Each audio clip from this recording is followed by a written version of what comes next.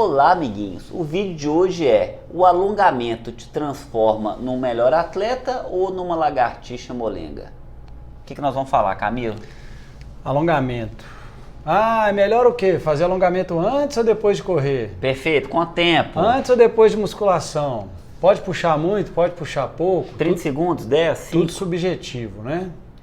Alongamento já teve vários ditos sem provas nenhumas, né? Mas hoje em dia já existem alguns artigos mostrando algumas provas sobre alongamento. Tem né? pouca pesquisa no alongamento? Tem muitas pesquisas, mas é muito difícil ainda provar a eficiência de um ganho de flexibilidade. Ele é muito composto, são muitas variáveis. Tá. Parte do alongamento é treinar os receptores de dor sobre aquela amplitude de movimento e eles mandarem de uma maneira reduzida a mensagem de dor. Tá. Parte é isso, é o treino da dor. Parte é realmente treinar o ciclo completo de alongamento e encurtamento. E com isso o atleta consegue ter não só um ganho de amplitude, não vou chamar de elasticidade, não, de amplitude no movimento, como até ganho de força. Tem artigos mostrando que o treino de força acompanhado do alongamento, o atleta tem mais ganho de força quando ele só treina força sem treinar alongamento. E tem outros mostrando treino de alongamento e sem treino. E a pessoa só de treinar alongamento ganhou força. A minha dúvida então, alongamento melhora a amplitude dos movimentos, sim, é provado. Melhora o ganho de força, sim, é provado. Duas coisas. Mesma pergunta, faço antes ou faço depois, né? Não tem nada provado, mas dá pra gente raciocinar em volta disso. Por exemplo, você teve um dia inteiro de trabalho numa cadeira, né? E você foi pra pista correr no final do dia. Você tá duro, vamos dizer assim. Tem né? cortadão ali, duro. ficou corcunda, né? E você chegou lá, alongou, puxou a perna atrás, puxou na frente, ficou no meio fio, alongou a panturrilha ali, né? Bobeirinha, nem marcou o tempo direito. Aquilo já te prepara numa questão motora de realizar aquelas amplitudes de movimento no treino, né? Já te prepara para essa realização. Então, quando um atleta vai fazer vários gestos num jogo de tênis e antes do jogo de tênis ele coloca o braço dele em várias posições ou simplesmente alonga, ele está ali fazendo uma preparação neuromotora, né? Da parte até coordenativa. Com isso ele pode conseguir até um melhor recrutamento das fibras para o mesmo movimento, porque ele já fez esse movimento antes, como se ele tivesse aquecido, né, gente? Mas não tem nada de calor aí. Então, o alongamento pré-corrida pode ser bom. Ele pode te preparar, te tirar de uma posição dura do dia inteiro e colocar a sua perna para entender aquela amplitude, colocar o músculo para entender que aquela amplitude de movimento vai ser utilizada antes de você realmente colocar a carga com amplitude, que é no treino de corrida, né? Então você alongou uma panturrilha antes de começar a saltar muito com a panturrilha no chão, com a ponta do pé. Agora, Camilo, eu vejo por o seguinte, né? Por exemplo, o pessoal às vezes acorda para treinar, né? Acorda, toma um café ali tipo com 30 minutos, acordou 30 ou 40 minutos, já está em cima da bike para pedalar. Vale 5 minutos antes, a pessoa faz um negócio de mobilidade com as pernas, os alongamentos, esticar, ou é mais estável ou não, por ser de manhã? É controverso. Por exemplo, se ele simplesmente montar na bike sem carga e fazer o mesmo gesto, pedalar, giro suave ali, com zero exigência de intensidade, ele também está preparando para o movimento, mas não é com alongamento. Mas se ele também fizer alguns alongamentos com os músculos-alvo do ciclismo, ele vai ter também uma preparação para aquele movimento. Mas aí nós não estamos ganhando flexibilidade, nós não estamos ganhando amplitude de movimento. Não é o momento para isso. Não, ele está só tendo uma preparação neuromotora sobre aquele movimento. Então, não é um ganho de flexibilidade. Elasticidade, né? Uma palavra mais drástica. Teria que ser mais uma espécie de aquecimento para o negócio. Exato. E aí o alongamento depois da corrida. É ruim, tem gente que diz que machuca. Pode ser, porque às vezes você fez um treino de corrida extenuante. Né? Você já chegou no limite da fadiga, no limite de uma cãibra. O músculo está todo detonado ali. Você está aquecido, então você vai conseguir proporcionar grandes amplitudes, diferentemente do início do treino. E aí você vai lá, reproduzir uma amplitude grande com o músculo posterior da coxa, por exemplo. Estava na gota d'água para machucar, talvez foi essa aí. Machucou. Colocou uma amplitude que você já está em em queda de retorno venoso, de retorno do sangue, porque seu músculo já parou de bombear. Você está só com o coração como bomba, não está mais com a panturrilha bombeando sangue de volta. Então você já teve ali alguma piora de transporte de nutrientes e tal. Então, a grosso modo, você está esfriando e aí você vai e alonga, só que você ainda está com aquela amplitude de movimento.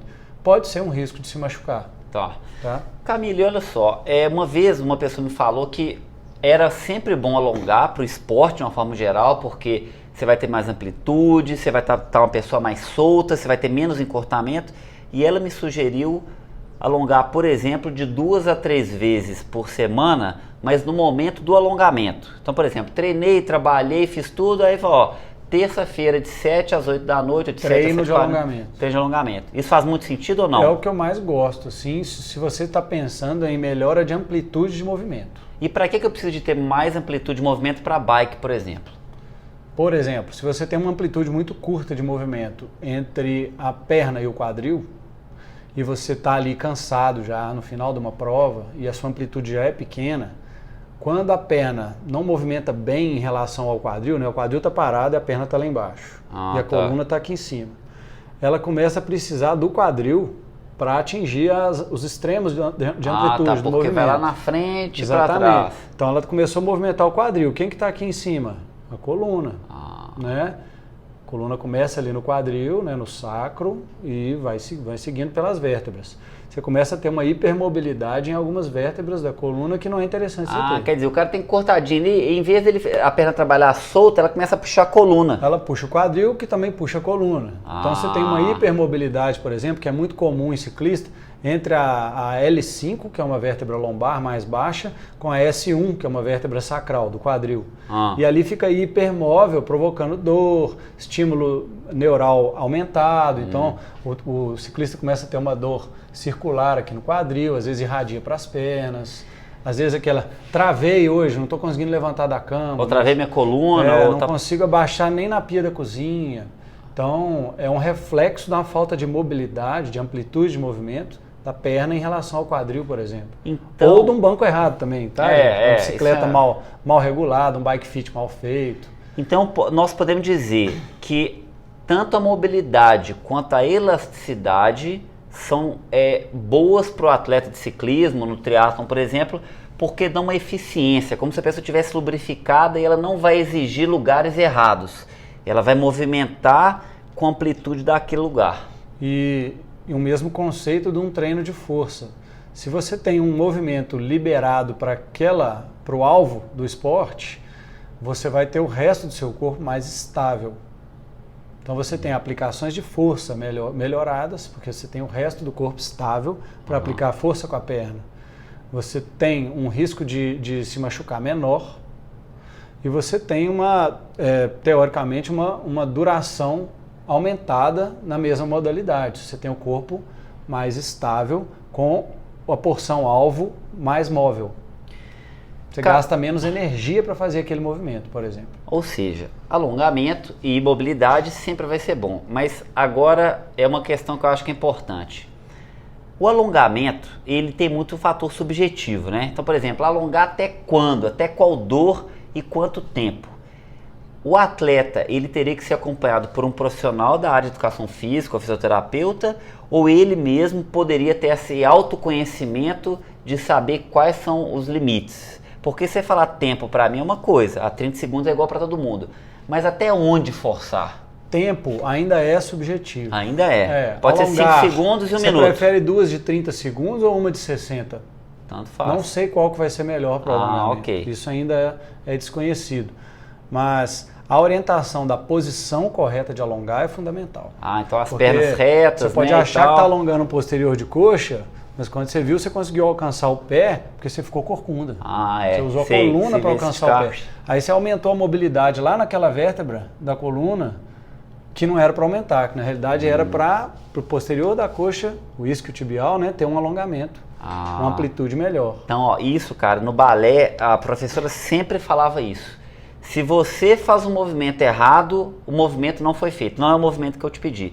Então, de fazer de forma correta, tem que ter um profissional para você ter peguei noção. meu pé, não quer dizer que eu estou alongando o posterior da coxa, não. Você pode estar alongando outra coisa que é, que é o contrário. Ali. Aquilo ali tinha que estar mais estável, mais parado. Você está tornando aquilo mais móvel. Ó, então cuidado, hein, galera. Alongar não é só esticar de qualquer jeito. Então a orientação não é em quanto tempo, quantas vezes, mas a orientação fundamental de um profissional da fisioterapia ou da educação física é a execução correta. A execução correta do movimento, do gesto. O tempo é subjetivo, mas também a força a ser aplicada. Quer dizer, eu estico até suar ou mais suave, Vamos mais lembrar cuidadoso. que é um treino da dor, né? Se você treinar a dor, você pode ter uma melhora da amplitude.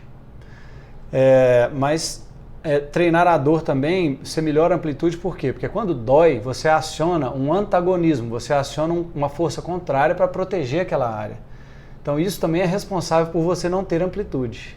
Por isso que treinar o receptor de dor funciona para ganhar amplitude. Você acaba demorando mais para acionar o músculo contrário, o músculo antagonista desse movimento. Perfeito. Tá? Então, no esporte isso é importante. Você ter uma amplitude no futebol, de dar um chute mais longo, por exemplo, então você fez uma força grande com o quadríceps e o posterior da coxa, o isquiotibial, que seria um antagonista, ele demorou mais para ter uma ação contrária, de proteção. Consequentemente, você pode ter um risco reduzido de lesão no posterior. Massa. Entendeu? Então acho que é isso, né? Galera, o alongamento é muito vago, tem muita coisa para falar, mas eu acho que isso aqui... Mas isso é o básico, ou seja, o que é o importante?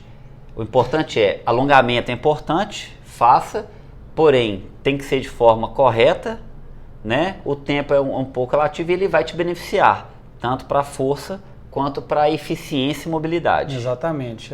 Pode variar o tempo, pode variar a forma. Tem gente que faz alongamento balístico, que são movimentos de vai e vem, vai e vem. Tem gente que faz um alongamento estático. Tem 1000 métodos, todos funcionam. E vai ajudar. Vai ajudar. É legal misturar todos, mas a orientação principal é quanto ao posicionamento. Perfeito. Então acho que é isso, galera. Alonguem-se. Valeu. Isso aí. Valeu.